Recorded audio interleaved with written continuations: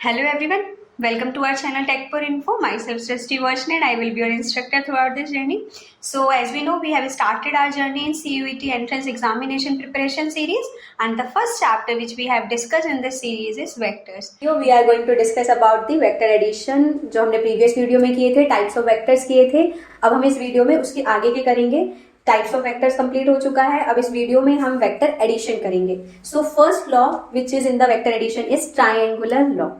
Triangular law में क्या होता है, आप अगर फिगर को देख पा रहे होंगे तो बहुत इजीली समझ जाएंगे कि ट्राइंगुलर लॉ क्या होता है. एक वेक्टर है जिसका डायरेक्शन इधर है, देन उसी की डायरेक्शन को फॉलो किया है दूसरे वेक्टर ने बी को, like this.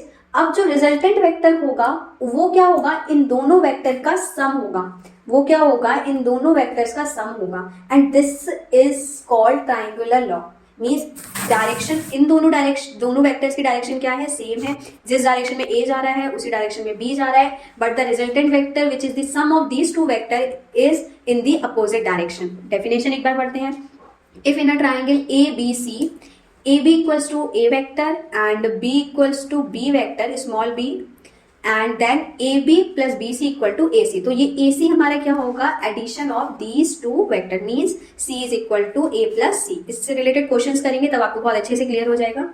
Next parallelogram law. ये सेम हमारा ट्राइंगुलर लॉ जैसा होता है, बस डिफरेंस यहाँ आ जाता है यहाँ पे कि अपोजिट वाली जो साइड्स है वो भी इन्वॉल्व हो जाती है सीन में, सिनेरियो में वो भी आ जाती है, और जो डायगोनल है वो एक रिजल्टेंट वेक्टर हो जाता है. जैसे कि अगर आप देखो ये क्या है, ए वेक्टर है, ये हमारा बी वेक्टर है, तो ये ए वेक्टर इधर गया और इस बी वेक्टर के अपोजिट ये वाला वेक्टर होगा, ये वाली साइड, ये बी वाला जो साइड है ये इसकी अपोजिट होगा, तो ये भी बी वेक्टर होगा. तो ये इस डायरेक्शन में है और ये भी सेम डायरेक्शन में है, तो सी का डायरेक्शन अपोजिट होगा और इसका आंसर होगा ए बी. अगर मैं इसको नेमिंग कर दूं A B C and D C, तो जो बी सी डायरेक्शन क्या होगी हमारी सी वेक्टर की, बी सी डायरेक्शन होगी कि बी सी डायरेक्शन में हमारा सी वेक्टर है और उसका जो रिजल्टेंट आएगा वो ए प्लस बी आएगा. सिमिलरली देखा जाए तो ए बी के पैरेलल क्या है, डी सी है, तो ये भी क्या होगा, ए वेक्टर होगा. तो सिमिलरली ट्राइंगुलर लॉ से हमारा सी का वैल्यू ए प्लस सी आ जाएगा. अगर हम चाहें तो हम ये वाला डायगोनल भी निकाल सकते हैं. ये पैरेललोग्राम लॉ है, सिमिलर है बिल्कुल ट्राइंगुलर लॉ से, अच्छे से समझ आया होगा. पॉलीगन लॉ क्या कहता है, देखो, if the number of vectors are represented by the sides of a polygon taken in order में ली हुई है, the resultant is represented by the closing side of the polygon in the reverse order. Means कि अगर ये वाली हमारी कितनी साइड्स है इसमें, 1 2 3 4 5, पॉलीगन में 5 साइड्स होती हैं, तो ये पॉलीगन है एक हमारा. अब हम क्या करेंगे, हमारे जो 4 साइड्स हैं वो सेम डायरेक्शन में जा रही हैं, अगर जैसे कि A B C and D. आप देख रहे हैं सबका डायरेक्शन एक ही है, ए जिस डायरेक्शन में, फिर बी भी उसी डायरेक्शन में, फिर सी भी, देन डी भी, बट जो लास्ट साइड है उसका डायरेक्शन चेंज है, और जिस साइड का डायरेक्शन चेंज होगा that side will be equal to the sum of the rest of the sides. This is known as the polygon law. So here is the question. Let's read it. If A, B, C are the vectors represented by the sides of a triangle, means आपको एक triangle बनाना है, okay, जिसकी क्या है, हमें दिया हुआ है vector A, B and C. अब हमें प्रूफ करना है कि A plus B plus C equal to 0 है. कैसे होगा, सोचो 2 मिनट का पॉज लो, सोचो क्वेश्चन कैसे होगा, खुद करने का ट्राई करो. मैं आपको एक बार इसका ओवरव्यू दे देती हूँ, आप कैसे कर सकते हैं. आप इसमें अगर ट्राइंगुलर लॉ को यूज करेंगे तो आप बहुत इजीली प्रूफ कर पाएंगे कि A plus B plus C equal to 0 होगा. ये क्वेश्चन आपको होमवर्क में करना है. होमवर्क में भी तो कुछ करोगे ना, प्रैक्टिस नहीं करोगे तो कैसे चलेगा. होमवर्क में करिए और आंसर मुझे कमेंट में बताइए. इन केस अगर आपको क्वेश्चन करने में प्रॉब्लम आ रही है तो आप हमारे टेलीग्राम ग्रुप को और हमारे पेड कोर्स को भी ज्वाइन कर सकते हैं. पेड कोर्स में आपको इसका आंसर विद सॉल्यूशन डेफिनेटली मिलेगा. इन केस तब भी आपको समझ नहीं आता है तो आपको पर्सनल मेंटरशिप भी जरूर मिलेगी. आप जरूर आप वहां पे जाके एक बार गो थ्रू कीजिए. नेक्स्ट क्वेश्चन हम देखते हैं. If S is the midpoint of side QR of a triangle PQR, then proof that PQ plus PR equal to 2PS. अब यहाँ पे हम क्या करेंगे, यहाँ पे हमने एक फॉर्मूला पढ़ा था अभी इंटरनल बाइसेक्टर प्रीवियस वीडियो में, पोजीशन वेक्टर वाले टॉपिक में, कि इंटरनली बाइसेक्ट कर रहा है और एक एक्सटर्नली बाइसेक्ट कर रहा है. तो S को मिड पॉइंट बताया गया है. मिड पॉइंट का एक प्रॉपर्टी होता है. मिड पॉइंट का क्या प्रॉपर्टी होता है कि अगर वो किसी भी लाइन को डिवाइड करता है तो 1:1 में डिवाइड करता है हमेशा. तो S अगर मिड पॉइंट है तो ये 1:1 में से डिवाइड कर रहा होगा. और PQR एक ट्राइंगल है. PQR हमारा क्या है, एक ट्राइंगल है. अवॉइड द ड्राइंग प्लीज, बहुत गंदी बनी है, पर आप काम चला लो इसी से. PQR. अभी ये देखना है कि हाँ QR को ये डिवाइड कर रहा है, ऐसे मिड पॉइंट है QR का. तो अब हमें P से उसका डिस्टेंस बताएं, देन प्रूव दैट PQ. अब हम इसमें इंटरनल बाइसेक्टर का फॉर्मूला यूज करेंगे. कैसे देखते हैं. इंटरनल बाइसेक्टर का फॉर्मूला क्या था, M of A plus N of B plus M plus N. ये फॉर्मूला था. यहाँ पे M का वैल्यू 1 होगा, ए का वैल्यू क्या होगा, यहाँ पे अगर मैं मान लूँ ये ए वेक्टर है और ये बी वेक्टर है, तो ए का वैल्यू क्या होगा, पी आर होगा, राइट, और बी वेक्टर का वैल्यू क्या होगा, पी क्यू होगा, और डिवाइड में हमारा एम प्लस एन आएगा, दैट इज 2 इक्वल्स टू, ये फॉर्मूला किसका होता था, याद करो मैंने बताया था ना, ये फॉर्मूला इसका होता था, ये जो हमारा पोजीशन वेक्टर से एस तक हमारा जो डिस्टेंस है, दिस इज कॉल्ड दिस ये जो डिस्टेंस है ये हम इस फॉर्मूले से फाइंड करते थे, तो ये किसके इक्वल आएगा, पी एस के इक्वल आएगा। तो हमारा वैल्यू आ गया है पी एस का P R plus P Q divide by 2, that is P R plus P Q equals to P S. समझ आया, इजी था काफी। नेक्स्ट क्वेश्चन क्या है, P का वैल्यू दिया हुआ है 7i minus 2j plus 3k and Q का वैल्यू दिया है 3i plus j plus 5k, then the magnitude of P minus 2Q। ये बहुत इजी क्वेश्चन है, तो आप खुद भी कर सकते हैं और आप कमेंट में मुझे जरूर बताएंगे। समझाने का भी मुझे लगता नहीं है कि इसमें जरूरत है, आप डायरेक्टली P की और Q की वैल्यू पुट कीजिए, पुट करके सब्ट्रैक्ट कर दीजिए, आपको इजीली आंसर मिल जाएगा। और मैग्नीट्यूड बोला है तो मैग्नीट्यूड अगर आपके पास एक वैल्यू आएगा वेक्टर में, मान लेते हैं x ऑफ i वैल्यू आया, y of j plus z of के, मान लेते हैं कि ये वैल्यू आपका एट द एंड आएगा, तो उसने हमसे साफ साफ बोले मैग्नीट्यूड निकालना है, भाई मैग्नीट्यूड निकालो, तुमने वेक्टर क्यों निकाल के दे दिया है, तो मैग्नीट्यूड कैसे निकालते थे हम, इन तीनों की जो वैल्यू है इसका स्क्वायर कर देंगे, x of square plus y of square plus z of square, तो इसका मैग्नीट्यूड निकल के आपके पास एक सिंगल वैल्यू आ जाएगी और आप इसको मैच करिएगा, आपका आंसर जरूर मैच होगा। कमेंट में भी आंसर जरूर बताना है, ओके। अब कुछ प्रॉपर्टीज होती हैं जिसे हमें जानना चाहिए स्केलर प्रोडक्ट और वेक्टर प्रोडक्ट को समझने से पहले, क्योंकि स्केलर प्रोडक्ट और वेक्टर प्रोडक्ट कुछ वैल्यूज को फॉलो करता है और कुछ वैल्यूज को फॉलो नहीं करता है। तो पहली प्रॉपर्टी उसमें क्या है, कम्यूटेटिव प्रॉपर्टी, जो हम बहुत टाइम से पढ़ते आ रहे हैं, सिंपल है। एडिशन के केस में अगर हम कम्यूटेटिव प्रॉपर्टी को देखें तो A plus B must be equal to B plus ए।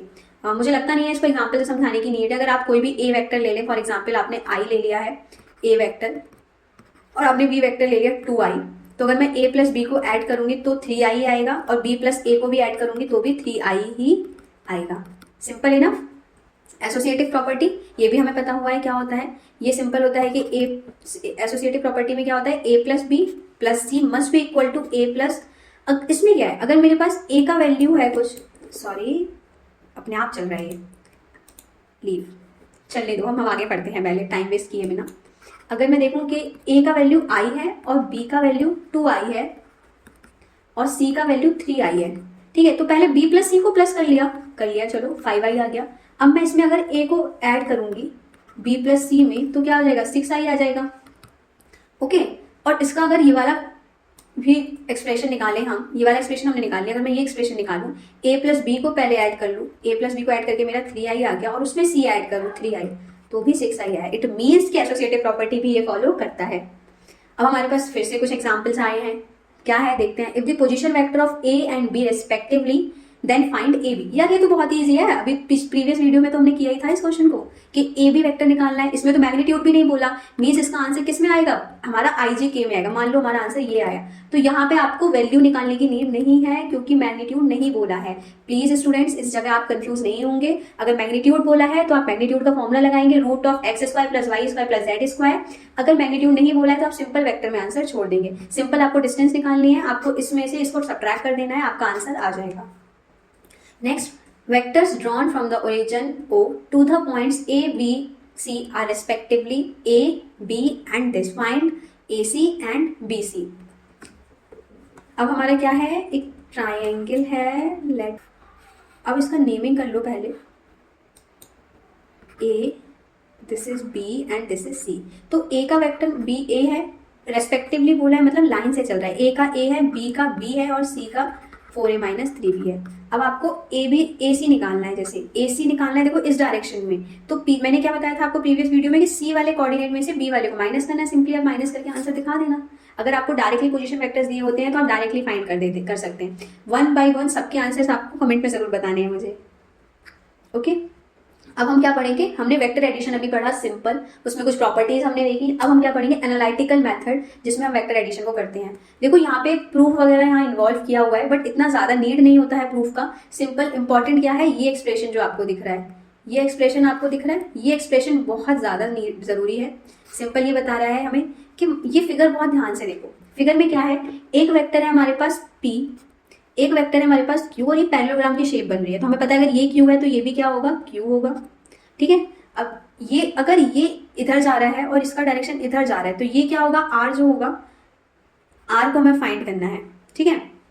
तो अब मैं मैग्नीट्यूड ऑफ रिजल्टेंट की फॉर्म में अगर इसे फाइंड करूं तो इन्होंने एक ट्राइंगल यहाँ पे क्या किया, इस लाइन को एक्सटेंड करके परपेंडिकुलर डाल के इस आर की वैल्यू फाइंड करनी है। तो ये एक ट्राइंगल बन जाएगा, देखो OCM इज अ ट्राइंगल जिसमें हम पाइथागोरस थ्योरम लगा सकते हैं। तो इन्होंने OCM ट्राइंगल में एक पाइथागोरस थ्योरम लगाई है। पाइथागोरस थ्योरम को स्प्लिट किया, फिर किसमें, इसमें इन्होंने क्या किया, OM था, OM को स्प्लिट कर लिया OA एंड AM में। तो OA क्या हो गया, P² हो जाएगा हमारा, देखते हैं हम नीचे। और हमारा AM को इन्होंने फिर से क्या किया, cos थीटा की फॉर्म में फाइंड कर लिया AM की वैल्यू। और उस तरीके से हमारे पास एक एक्सप्रेशन आ गया कि R² equal to P² plus Q² plus 2PQ cos theta. ये एक्सप्रेशन हमारा रिजल्टेंट में आ चुका है। आपको देखो प्रूफ नहीं आता है एग्जाम में, सिंपल इसके बेसिस पे क्वेश्चंस आते हैं, इसमें मैंने ज्यादा टाइम नहीं लिया है, इस पे आप डायरेक्टली इसका फॉर्मूला लर्न कर सकते हैं। हम इससे रिलेटेड क्वेश्चन जरूर करेंगे। अगर आपको कोई प्रैक्टिस के लिए क्वेश्चंस चाहिए तो आप हमारा टेलीग्राम और पेड कोर्स ले सकते हैं। हम टेस्ट सीरीज भी प्रोवाइड करेंगे CUET की, ताकि आपको प्रॉपर गाइडेंस मिले और हमारे बच्चे अच्छे से परफॉर्म कर सके, कोई अच्छा कॉलेज ले ले, ठीक है।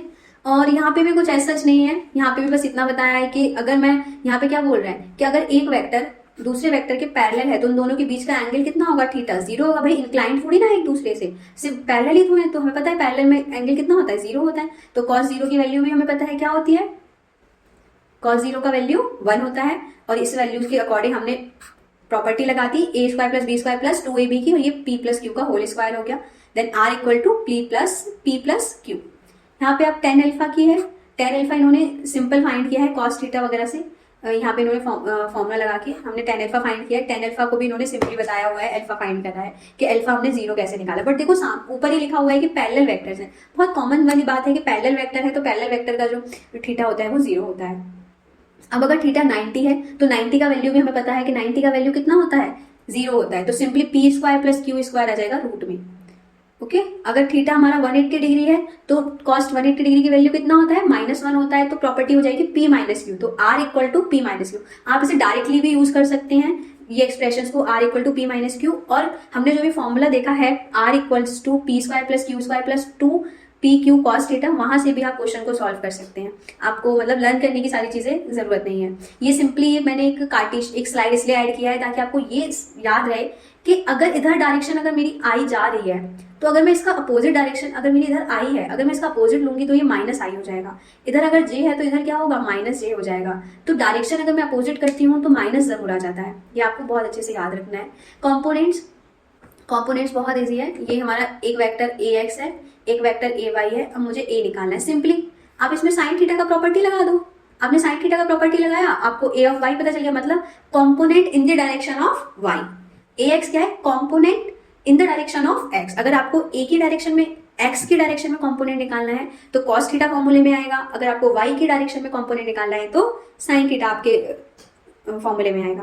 डायरेक्ट फॉर्मूला लर्न कर सकते हो, ड्राइव के लिए नहीं आता है as such. That is why मैं इन चीजों को जल्दी जल्दी समझा रही हूँ ताकि आपका टाइम वेस्ट ना हो, क्योंकि क्वेश्चंस करने में हम जितना ज्यादा टाइम लगाएंगे उतना ज्यादा अच्छा होगा। अब सब्ट्रैक्शन ऑफ वेक्टर इजी है हमारा। हमें पता है कि एडिशन में ट्राइंगुलर लॉ क्या था हमारा, कि a प्लस बी आ रहा था किसके इक्वल, c के इक्वल। अगर मैं उसका डायरेक्शन अपोजिट कर दूंगी, मीन्स b का डायरेक्शन अगर मैंने अपोजिट कर दिया तो a माइनस प्लस और माइनस बी, बस डायरेक्शन आपने चेंज करनी है। तो डायरेक्टली क्या हो जाएगा, a माइनस बी। एक बार रीड कर लेते हैं। The subtraction of b from vector a is defined as the addition of vector minus b to vector a। मतलब डायरेक्शन चेंज करनी है, जो मैं बार बार आपको बता रही हूँ कि अगर आप डायरेक्शन चेंज करोगे तो नेगेटिव साइन आ जाएगा। बस आपको एडिशन वाले फॉर्मूले में वही पुट करना है। अब कुछ चीजें हम मल्टीप्लाई पे पढ़ेंगे कि अगर हम वेक्टर को वेक्टर से मल्टीप्लाई करते हैं तो क्या होता है, वेक्टर को स्केलर से मल्टीप्लाई करते हैं तो क्या होता है, स्केलर को करेंगे, वेक्टर को करेंगे, वेक्टर स्केलर को, तो क्या होता है, या फिर कुछ होता भी है कि नहीं होता है, या प्रॉब्लम एरर दे देता है हमें। पढ़ते हैं। If we multiply a vector a by a scalar s we get a new vector. Means अगर कोई वेक्टर है हमारे पास, जैसे x of i plus y of j vector है, तो मैं इसको इजीली किसी भी स्केलर से मल्टीप्लाई कर सकती हूँ। इजीली मल्टीप्लाई हो जाएगा। जैसे 5 है और i प्लस j है तो क्या हो जाएगा, ये 5 of i plus 5 of j। Okay, its magnitude is the product of magnitude of a and the absolute value of a। ऊपर वाली लाइन को इन्होंने जस्टिफिकेशन दिया हुआ है। Its direction is the direction of a if S is positive but the opposite direction if S is negative. मतलब ए अगर कोई वेक्टर है, मान लो आई प्लस जे एक वेक्टर था, तो उसका डायरेक्शन सेम रहेगा, जो कि ए का पहले था वही रहेगा अगर एस पॉजिटिव है, और अपोजिट डायरेक्शन हो जाएगा अगर एस नेगेटिव है। अंडरस्टैंडेबल? सो आई होप आपको सब समझ आ रहा होगा। अगर नहीं समझ आ रहा है तो रिपीट करके वीडियो जरूर देखना। नेक्स्ट क्या है हमारा, अगर हम किसी वेक्टर को वेक्टर से मल्टीप्लाई करते हैं, क्या ऐसा कुछ हो सकता है या नहीं होता है? पहले 2 मिनट का pause low without looking at the slide, खुद सोचो कि वेक्टर का वेक्टर से मल्टीप्लाई कर सकते हैं कि नहीं कर सकते हैं। ठीक है, देखते हैं हम करते हैं कि नहीं करते हैं। There are 2 ways to multiplying a vector by a vector. 2 ways क्या हो सकते हैं? हमें तो आप लोगों ने नाम भी सुने होंगे दोनों के बहुत अच्छे से, बट आपको नहीं पता होगा, हम इसमें इसको पढ़ने वाले हैं। That is scalar product and vector product. ये 2 तरीके से हैं जिससे हम एक वेक्टर को वेक्टर से मल्टीप्लाई कर सकते हैं। The first way produces a scalar quantity. Scalar quantity means सिर्फ मैग्नीट्यूड होगा, मीन्स 45 वैल्यू होगी या 35 होगी या 20 सिंपल वैल्यू।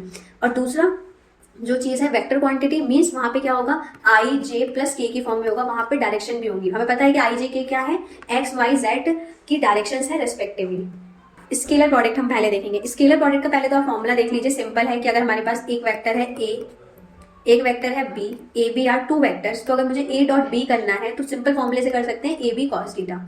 सिंपल फॉर्मूला है, सिंपली कर सकते हैं। ठीक है, कुछ चीजें हैं स्केलर प्रोडक्ट के बारे में जैसे हमें पढ़ना चाहिए। Scalar product co dot product भी कहते हैं। क्या कहते हैं? डॉट प्रोडक्ट भी कहते हैं। मतलब इसको ए डॉट बी की फॉर्म में रिप्रेजेंटेशन होता है इसका, like this. A dot product can be regarded as a product of 2 quantities. 2 quantities का क्या होता है? प्रोडक्ट होता है। The magnitude of one of the vectors, the scalar component of the second vector along the direction of the first vector. पढ़ो दोबारा से, the magnitude of one of the vectors, magnitude of the one of the vectors, मतलब उन दोनों को product करके हम magnitude निकाल रहे हैं एक vector. And the scalar component of the second vector along the direction of the first vector. मतलब स्केलर कंपोनेंट होता है सेकंड वेक्टर का किसके डायरेक्शन में? फर्स्ट वेक्टर के डायरेक्शन में। कुछ एग्जाम्पल्स मैंने स्केलर प्रोडक्ट पे दिए हुए हैं जो कि बेस्ड हैं हमारे फिजिक्स के, कुछ हैं जैसे कि वर्क जो होता है वो फोर्स इंटू डिस्प्लेसमेंट के इक्वल होता है। सिंपली हम इसको एफ डॉट एस लिखते हैं और इसको हम क्या बोल सकते हैं? F S cos theta. ठीक है, ये हमारा एग्जाम्पल है स्केलर प्रोडक्ट का, बहुत ही अच्छा एग्जाम्पल है।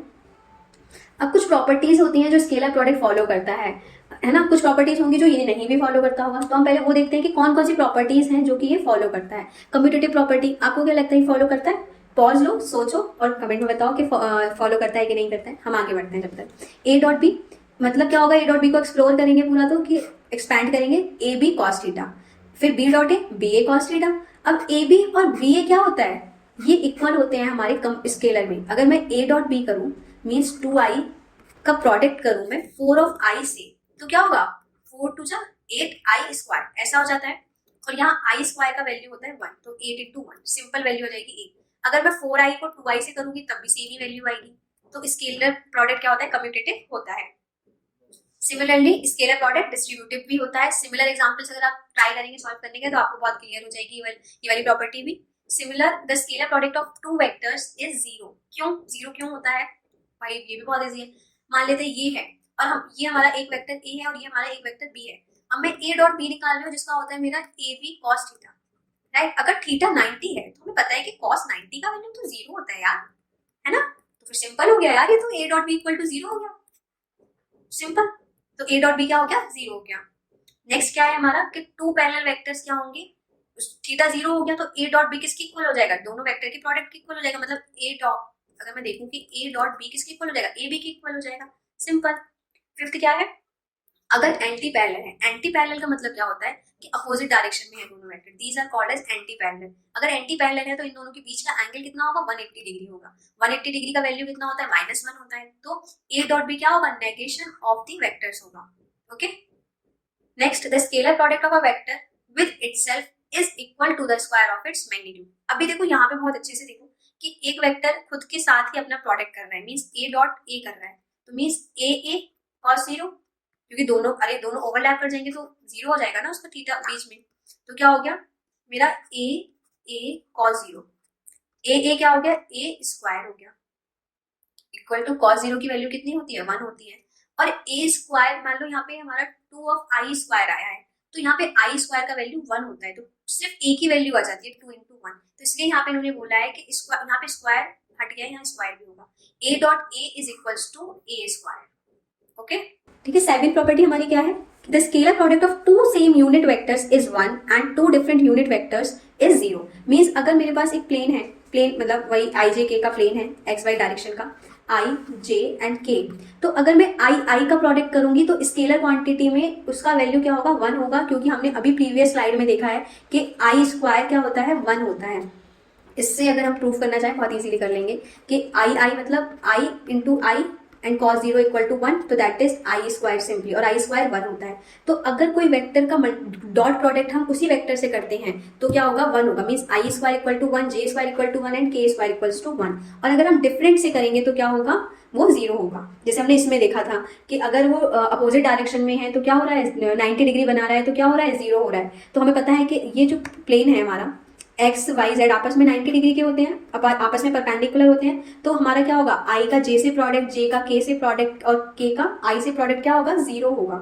तो ये चीज आपको लर्न करनी है क्योंकि ये बहुत इंपॉर्टेंट चीज है। हर बार प्रूफ थोड़ी ना करेंगे हम लोग कि I square J square and K square equals to 1 and I dot J plus J dot K plus K dot I equal to 0। This is an important result, you have to learn it. Okay, next ये कुछ properties हैं two vectors की, कुछ ऐसी properties हैं जो हम अगर आगे क्वेश्चंस करेंगे बहुत ज्यादा हेल्पफुल होंगी। और देखो क्वेश्चंस सारे हमें आते हैं, बट पॉइंट क्या होता है कि टाइम नहीं बचा हुआ होता है हमारे पास, तो हमें टाइम को बहुत अच्छे से मैनेज करके चलना होता है। तो ये कुछ ऐसी प्रॉपर्टीज है, अगर आप इसे लर्न करेंगे तो आप बहुत जल्दी से क्वेश्चन कर पाएंगे। देखो यहाँ पे क्या किया है, ए और बी दो वेक्टर हैं, उन दोनों का मैग्नीट्यूड निकाला है और स्क्वायर किया हुआ है, तो क्या होगा, magnitude of A square magnitude of B square plus 2a dot B है। मीन्स a डॉट बी मतलब ए बी कॉस थीटा, ये ऐसे करके ओपन होता है। सिमिलरली यहाँ पे भी वही चीज़ है, यहाँ पे भी आपको समझ आ रहा होगा।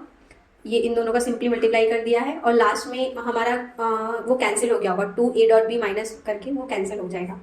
तो अगर आप इसको इन दोनों की मल्टीप्लाई करके देखेंगे तो आपका ये रिजल्ट इजीली आ जाएगा। सो नेक्स्ट प्रॉपर्टी क्या है हमारी, mod of A plus B equals to mod of A plus mod of B. अगर ए बी के पैरेलल है तो mod of A plus B के प्लेस पे mod of A plus mod of B को यूज कर सकते हैं। अब इस प्रॉपर्टी में हम ये देख, आपको नहीं समझ आ रहा होगा कि मॉड ऑफ ए और मॉड ऑफ बी के इक्वल कैसे हो गया, ये एक बार प्रूफ करके देखते हैं कैसे किया है। ठीक है, पेन ले लेते हैं, कैसे किया है देखते हैं। देखो mod of A plus B दिया हुआ है, अगर मैं इसका स्क्वायर करूं तो इसको ओपन करूंगी, mod of A square plus mod of B square plus 2a dot B. Okay, mod of A square plus mod of B square parallel है cos 0, means cos 0 equals to 1, तो मेरा क्या आ जाएगा 2 mod of A and mod of B. Okay, अब इसको मैं क्या लिख सकती हूँ, mod of A plus mod of B का होल स्क्वायर लिख सकती हूँ हमारी प्रॉपर्टीज के थ्रू। अगर मैं स्क्वायर रूट कर दूँ, दोनों तरफ स्क्वायर रूट ले लूँ तो दोनों का स्क्वायर कैंसिल आउट हो जाएगा और मेरे पास मेरा रिजल्ट आ जाएगा mod of A plus B is equals to mod of A plus mod of B. But ये रिजल्ट तभी प्रूफ होगा, तभी ट्रू होगा जब ए और बी क्या होंगे, पैरेलल होंगे आपस में। सिमिलरली जब ए और बी परपेंडिकुलर होंगे तब ये रिजल्टेंट होगा। क्यों, क्योंकि ये पूरी क्वांटिटी मेरी 0 हो जाएगी, तो मेरे पास सिर्फ और सिर्फ यही क्वांटिटी बचेगी, mod of A square plus mod of B square. Similarly subtraction में भी यही चीज होगी कि ये पूरी क्वांटिटी कैंसिल हो जाएगी, ये पूरी क्वांटिटी कैंसिल हो जाएगी, तो ये दोनों इक्वल हो जाएंगे। इसलिए नेक्स्ट प्रॉपर्टी में मैंने बताया है कि अगर ए और बी पैरेलल है तो दोनों का सम का मॉड जो होगा वो दोनों के सब्ट्रैक्शन के मॉड के इक्वल होगा। ये कुछ रिजल्ट्स हैं जो कि अगर आप एज इट इज लर्न कर लेंगे तो आपका बहुत ज्यादा टाइम बचेगा। मीन्स अगर मैं इस 4D वाली प्रॉपर्टी को देखूं तो मैं इसको डायरेक्ट अगर यूज करूंगी तो बस एक लाइन में हो जाएगा, और वरना मुझे इतना सब कुछ करना पड़ेगा और बहुत टाइम लग जाएगा मुझे क्वेश्चन करने में, तो हमें अपना टाइम बचाना है। तो फिर अब हम क्या करेंगे, क्वेश्चन करेंगे। पहला क्वेश्चन देखते हैं, हमने जो भी प्रॉपर्टीज पढ़ी है ये क्वेश्चन उसके ऊपर बेस्ड है। मीन्स मॉड ऑफ ए दिया हुआ है हमें, मॉड ऑफ ए दिया हुआ है equals to 3, mod of B दिया हुआ है equals to 4 and mod of A plus B दिया हुआ है 5। तो अब हम क्या करें, हमें ए माइनस बी निकालना है। अब हमने कुछ प्रॉपर्टीज पढ़ी थी, उससे हमारे दिमाग में कुछ सॉल्यूशंस आ रहे हैं, धीरे धीरे आ रहे हैं। क्या कर सकते हैं, अगर मैं ए प्लस बी का स्क्वायर कर लूँ, ए माइनस बी का स्क्वायर कर लूँ और दोनों को ऐड कर दूँ तो कुछ बात हो सकती है, करके देखते हैं। ठीक है, मैं क्या करूँ, ए प्लस बी का स्क्वायर कर लेती हूँ, हमें वैल्यू गिवन है दैट इज 25 हो जाएगी। फिर प्लस ए माइनस बी का भी स्क्वायर कर लेती हूँ, दोनों को ऐड कर दिया, कुछ गड़बड़ नहीं हुई ना, हमने दोनों का स्क्वायर करके ऐड किया है, कोई प्रॉब्लम नहीं है। अब ए प्लस बी का मॉड को खोलेंगे तो क्या आएगा, mod of A square plus mod of B square plus 2a dot B, यही आएगा। सिमिलरली अगर मैं a माइनस बी को ओपन करूंगी तो क्या आएगा, mod of A square plus mod of B square minus 2a dot B.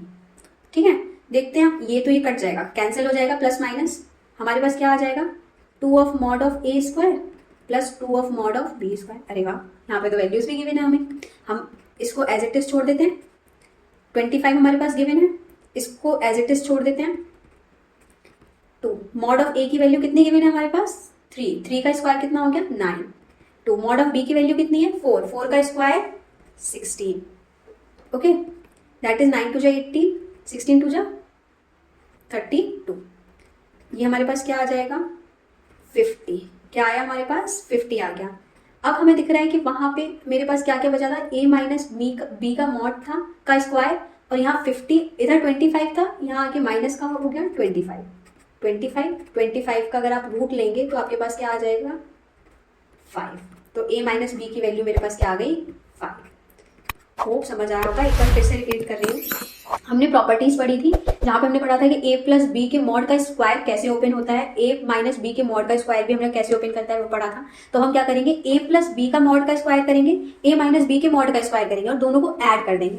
Add करने से क्या होगा, क्योंकि हमें थीटा नहीं पता है तो थीटा वाली जो वैल्यू है वो कैंसिल आउट हो जाएगी, इसलिए हमने इनको ऐड किया। क्योंकि इस क्वेश्चन में थीटा नहीं है और अगर मैं अलग अलग लूंगी तो थीटा फाइंड करना पड़ेगा, इसलिए मैंने दोनों को ऐड कर दिया। थीटा वाली वैल्यू कैंसिल हो गई, जो वैल्यूज गिवन थी पुट की, उससे हमारा आंसर आ गया। Answer will be 5। Answer will be 5, sorry answer will be 5। Correct mark कर देते हैं फटाफट से।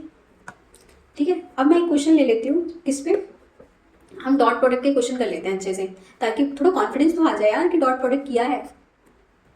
ठीक है, तो एक वेक्टर ले लेती हूँ मैं i प्लस जे प्लस के।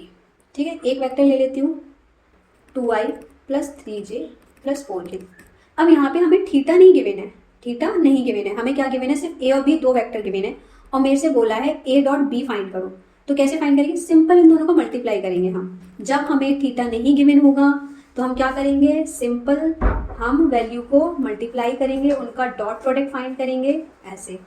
सो 2 of i plus 3 of j plus 4 of k।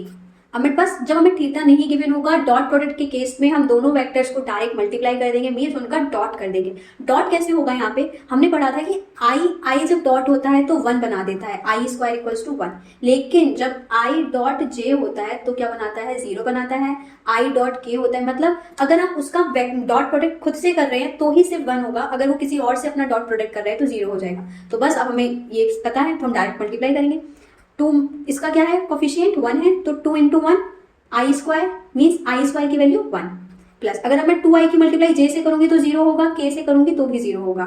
Similarly अब मैं 3j की मल्टीप्लाई i से करूंगी तो 0 होगा, सिर्फ j से मल्टीप्लाई करने से 1 होगा। तो j का कोफिशिएंट क्या है यहाँ 1, तो 3 इंटू 1 इज 3, j स्क्वायर का वैल्यू क्या है 1 प्लस k के साथ मल्टीप्लाई करूंगी 3j का तो भी 0 होगा। सिमिलरली 4k का i से करूंगी j से करूंगी तो 0 होगा, सिर्फ k से क्या होगा 1 होगा। तो मेरा आंसर क्या आ जाएगा 2 plus 3 plus 4 that will B 6 9 answer. I hope आपको डॉट प्रोडक्ट समझ आया होगा। ये कुछ क्वेश्चंस हैं जो मैंने अपनी स्लाइड्स में ऐड ऑन किए हैं जस्ट फॉर प्रैक्टिस। अगर आपको इसका आंसर चाहिए या सॉल्यूशन चाहिए तो आप हमारे कोर्स को परचेज कर सकते हैं या फिर आप हमारे टेलीग्राम के ग्रुप को भी ज्वाइन कर सकते हैं, उससे आपको सब कुछ प्रॉपर वे में मिल जाएगा। आपको अगर डाउट सेशंस चाहिए या फिर कुछ भी चाहिए तो आप हमसे कांटेक्ट करें, डिस्क्रिप्शन बॉक्स में ऐड करें अपने कमेंट्स, एक बार देख लेते हैं। सारे क्वेश्चंस आप पढ़ेंगे और करने की कोशिश करेंगे, कोई भी डाउट आता है तो I will be there for you. Next अब हम क्या करेंगे, वेक्टर प्रोडक्ट। वेक्टर प्रोडक्ट क्या होता है, अभी तक हमने डॉट प्रोडक्ट किया था जिसका रिप्रेजेंटेशन था a डॉट b। अब वेक्टर प्रोडक्ट का रिप्रेजेंटेशन होता है a क्रॉस b। यहाँ पे क्या होता था कि ए बी कॉस थीटा होता था, यहाँ पे क्या होता है ए बी साइन थीटा होता है। अब आप सोच रहे होंगे ठीक है साइन थीटा तो ठीक है, बट ये क्या है, ये क्या है, ये क्या है, ये डायरेक्शन है। इसको हम क्या बोलते हैं एन कैप। मीन्स अगर एक प्लेन है मेरा, इसमें मेरा दो वेक्टर्स हैं ए एंड बी, तो मेरा डायरेक्शन क्या होगा, इन दोनों वेक्टर के परपेंडिकुलर होगा and this direction is called an cap. इसका अपोजिट डायरेक्शन भी होता है जिसका मैंने फिगर आगे मेंशन किया हुआ है, that is minus n cap. तो this is nothing just a direction, जो कि हमें ये दिखा रहा है कि ए क्रॉस बी का डायरेक्शन क्या है। क्योंकि ये वेक्टर प्रोडक्ट है तो वेक्टर प्रोडक्ट में डायरेक्शन तो हो गई, स्केलर में नहीं होता है क्योंकि हमें पढ़ा था कि वो एक क्वांटिटी है। इसका आंसर भी हमें डायरेक्शंस के साथ मिलता है, मीन्स हमें आई जे के फॉर्म में आंसर मिलेगा इसका। तो वेक्टर प्रोडक्ट में डायरेक्शन होती है, स्केलर में डायरेक्शन नहीं होती है। फॉर्मूले में भी डिफरेंस आपको समझ आ गया होगा, वहां पे ए बी कॉस थीटा होता है, यहाँ पे ए बी साइन थीटा होता है। और अब इसको जैसे हमने वहां पे क्या किया था, डॉट प्रोडक्ट को सॉल्व करने के लिए अगर हमारे पास थीटा नहीं है तो हमने डायरेक्ट मल्टीप्लाई कर दिया था। यहाँ पे भी एक तरीका होता है कि अगर हमें थीटा नहीं गिवन है तो हम क्वेश्चन कैसे सॉल्व करेंगे, वो हम आगे सीखेंगे। ओके, ये देखो मैंने प्लेन बना के देखा है कि कैसे करके इन्होंने फाइंड किया हुआ है। ये सिंपल बताया हुआ है कि अगर पैरेललोग्राम का एरिया निकालना है, मीन्स अगर मैं आपको सिंपल वे में समझाना चाहूँ तो जैसे ये पैरेललोग्राम है, तो पैरेललोग्राम का अगर आपको एरिया निकालना है और आपको 2 साइड्स गिवन है उसका, तो क्या होता है, 2 साइड्स का मॉड, मीन्स एक साइड ए है और एक साइड बी है, उनका मॉड क्या होगा, एरिया ऑफ पैरेललोग्राम के इक्वल होगा। अगर 2 डायगोनल्स गिवन है तो 1/2 हो जाएगा diagonal of D1 into diagonal of D2। ये सिंपल फॉर्मुलेज हैं जो आप लर्न कर लेंगे तो बहुत अच्छा हो जाएगा। बाकी आप हमारा पेड कोर्स जरूर लीजिए, क्योंकि वहां पे हम आपको फॉर्मूला शीट्स भी प्रोवाइड करेंगे, जिससे क्वेश्चंस करना आपके लिए बहुत ज्यादा ईजी हो जाएगा। कुछ प्रॉपर्टीज हैं वेक्टर प्रोडक्ट की, जैसे कि हमने स्केलर प्रोडक्ट की पढ़ी थी, कम्यूटेटिव, एसोसिएटिव, डिस्ट्रीब्यूटिव, ऐसे यहाँ पे भी है। हमारा जो वेक्टर प्रोडक्ट होता है वो एंटी कम्यूटेटिव होता है। एंटी कम्यूटेटिव मतलब कि वो कम्यूटेटिव प्रॉपर्टी को फॉलो नहीं करता। क्यों नहीं करता? 2 मिनट का पॉज लो, जरूर सोचो कि क्यों नहीं करता। मैं बताती हूँ कि क्यों नहीं करता। क्योंकि यहाँ पे हमारे पास डायरेक्शन होती है। मान लो कि डायरेक्शन डिफर कर गई, हमारी डायरेक्शन क्या हो गई, एन कैप की जगह -n कैप हो गई, तो ए बी जो होगा ए बी के इसके इक्वल नहीं होगा, बी ए जो होगा ए बी हो जाएगा। क्यों? क्योंकि डायरेक्शन चेंज हो गई। यहाँ डायरेक्शन का सीन ऐड हो चुका है। स्केलर में डायरेक्शंस ऐड नहीं थी, वेक्टर में क्या है, डायरेक्शन ऐड है। तो डायरेक्शन जब हम चेंज करेंगे तो हमारा नेगेटिव साइन आ जाएगा, और नेगेटिव साइन और पॉजिटिव साइन तो इक्वल हो ही नहीं सकते। That is why A cross B is not equals to B cross A, क्योंकि A cross B cross A में क्या होगा कि डायरेक्शन चेंज हो जाएगी। एक एन कैप होगा तो दूसरा -n कैप होगा, that will B not equal. Distributive में भी क्या होता है, ये डिस्ट्रीब्यूटिव फॉलो करता है, क्योंकि डिस्ट्रीब्यूटिव में क्या होता है, देखो ए का क्रॉस प्रोडक्ट बी से करो और ए का क्रॉस प्रोडक्ट सी से करो, या फिर इन दोनों को ऐड करके ए के साथ क्रॉस प्रोडक्ट करो, तो आंसर सेम ही आएगा। तो ये क्या करता है, डिस्ट्रीब्यूटिव प्रॉपर्टी को फॉलो करता है। याद रखना है कि स्केलर प्रोडक्ट कम्यूटेटिव को भी करता है और डिस्ट्रीब्यूटिव को भी करता है, बट वेक्टर प्रोडक्ट डिस्ट्रीब्यूटिव को करता है, सिर्फ कम्यूटेटिव को फॉलो नहीं करता। नेक्स्ट क्या है हमारा, the magnitude of the vector product of 2 perpendicular. अगर 2 परपेंडिकुलर वेक्टर है, कुछ नहीं करना, सिर्फ वैल्यूज याद कर रखनी है कि साइन 90 की वैल्यू क्या होती है, कॉस 90 का वैल्यू क्या होता है। साइन 90 का वैल्यू अगर आप चाहेंगे तो ट्रिग्नो पे भी हम वीडियोस आगे, हमारा जो कोर्स हमने ये आप लोगों के लिए फ्री किया हुआ है, इसमें हम ट्रिग्नोमेट्री पे भी वीडियोस बनाएंगे, उसमें आपको ये वैल्यूज भी पता चलती रहेंगी, तो डरने की जरूरत नहीं है। जितना बता रही हूँ अभी उतना ही समझो कि साइन 90 का वैल्यू कितना होता है, 1 होता है। तो यहाँ पे ए क्रॉस बी किसके इक्वल हो जाएगा, ए बी के इक्वल हो जाएगा, when A and B are the perpendicular vectors. अगर ये पैरेलल वेक्टर्स होंगे तो साइन 0 का वैल्यू हमारा कितना होता है, 0 होता है। साइन 0 का वैल्यू 0 होता है और साइन 90 का वैल्यू 1 होता है। तो साइन 0 पैरेलल होंगे अगर 2 वेक्टर, तो A cross B equals to क्या हो जाएगा, ए बी हो जाएगा। A cross B equals to क्या हो जाएगा, 0 हो जाएगा। परपेंडिकुलर होंगे तो A cross B equals to A B हो जाएगा। आई थिंक क्लियर होगा। देखो यहाँ पे पैरेलल का भी आ गया, पैरेलल के केस में क्या होता है, 0 हो जाता है। नाउ एंटी पैरेलल 180 हो जाता है। साइन 180 की वैल्यू 1 ही होती है। ये चीज हम ट्रिग्नोमेट्री में जरूर पढ़ाएंगे कि ASTC जो होता है कि यहाँ पे साइन पॉजिटिव होता है तो सेकंड कोऑर्डिनेट में 180 आता है तो ये पॉजिटिव रहेगा, दैट इज वाई साइन का वैल्यू पॉजिटिव रहेगा और 1 ही रहेगा। बट यहाँ पे कॉस नेगेटिव होता है, दैट इज वाई कॉस 180 का वैल्यू क्या हो जाता है, -1 हो जाता है। तो ये हम आगे पढ़ेंगे, अभी सिंपली आप वैल्यूज लर्न कर लो कि कॉस 180 -1 होता है, साइन 180 1 होता है। ठीक है, the vector product of a vector with itself क्या होगा, 0 होगा। सिंपल। यहाँ पे देखो ये बहुत इंपॉर्टेंट एक्सप्रेशन है कि अगर वेक्टर का खुद से होता है तो क्या हो जाता है, 0 हो जाता है, और दूसरे से होगा तो 1 होगा। स्केलर में ऑपोजिट होता है कि अगर हम खुद से कर रहे हैं तो 1 होता है और किसी और से करेंगे तो 0 होता है। ये बहुत अच्छे से याद रखना है, भूलना नहीं है।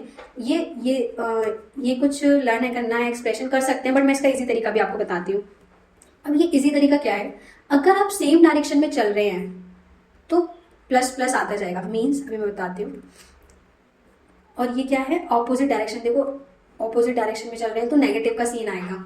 ओके, जैसे आई का अगर हम क्रॉस प्रोडक्ट करेंगे जे से तो क्या आता है, के आ जाता है। देखो कैसे, अगर मैं आई का क्रॉस कर दूं जे से, आई का क्रॉस कर दिया आपने जे से तो रिजल्टेंट क्या आएगा, के आएगा। ऐसे अगर आप के का क्रॉस करते हैं आई से तो रिजल्टेंट क्या आएगा, जे आएगा। डायरेक्शन भी ध्यान से देखनी है, ऐसा नहीं है कि ऐसे चल रहा है कि आई ये है, जे ये है और के का डायरेक्शन अपोजिट कर दिया फिर भी हमने के लिख दिया। नो, वहां पे क्या होगा, के का डायरेक्शन ऑपोजिट हो जाएगा।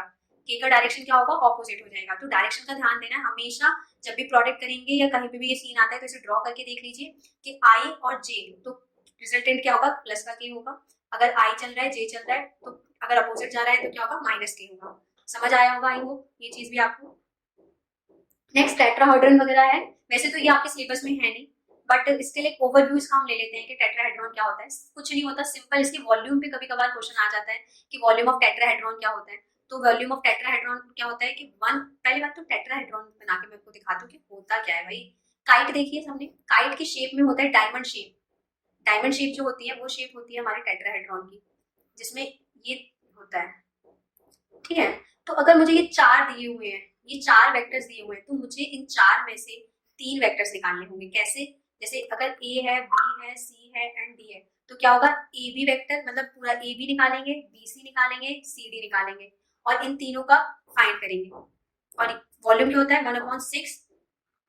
ये स्केलर ट्रिपल प्रोडक्ट है, कुछ और मत समझना, ये ब्रैकेट नहीं है।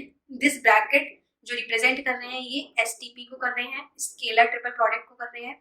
अगर आप स्केलर ट्रिपल प्रोडक्ट पढ़ना चाहते हैं, वेक्टर ट्रिपल प्रोडक्ट पढ़ना चाहते हैं, तो कमेंट में जरूर बताना। Next video scalar triple product और वेक्टर ट्रिपल प्रोडक्ट पे जरूर आएगी। अभी एक क्वेश्चन कर लेते हैं पहले हम वेक्टर प्रोडक्ट पे, और वेक्टर स्केलर प्रोडक्ट पे हमने कर लिया था, वेक्टर प्रोडक्ट पे कर लेते हैं कि कैसे करते हैं भाई। अगर मान लो हर क्वेश्चन में थीटा तो नहीं दिया होगा, तो कैसे करेंगे हम। तो हमने ये ले लेते हैं, वही सेम क्वेश्चन ले लेते हैं जो हमने ट्रिपल प्रोडक्ट के लिए लिया था, ठीक है। इस मैट्रिक्स हमने सॉल्व किया होगा, डिटर्मिनेंट मैट्रिक्स 11th 12th में तो सभी ने किया ही होगा। तो मैट्रिक्स की फॉर्म में हम अलाइन कर लेंगे। पहली रो में क्या आता है, आई जे एंड के। नेक्स्ट रो में क्या आएगा, पहला वाला वेक्टर के सारे कोफिशिएंट्स जो हैं, मतलब आई का कोफिशिएंट 1, जे का 1, के का 1। सेकंड रो में क्या आएगा, बी के कोफिशिएंट्स 2, 3 एंड 4। अब जैसे डिटर्मिनेंट सॉल्व करते हैं सिमिलर वे में वैसे वैसे करते जाएंगे। कैसे? अगर मुझे आई के कोफिशिएंट्स मतलब आई का कोफिशिएंट निकालना है प्रोडक्ट करके, मतलब क्रॉस प्रोडक्ट, हम क्या कर रहे हैं, हम ए क्रॉस बी निकाल रहे हैं। तो अगर मुझे आई का कोफिशिएंट फाइंड करना है तो आई वाला रो और आईएथ वाला कॉलम को हाइड कर दिया, मतलब पहला रो एंड पहला कॉलम हाइड कर दिया और इनका क्रॉस प्रोडक्ट। तो क्या हो जाएगा 1 into 4 प्लस 3 into 1।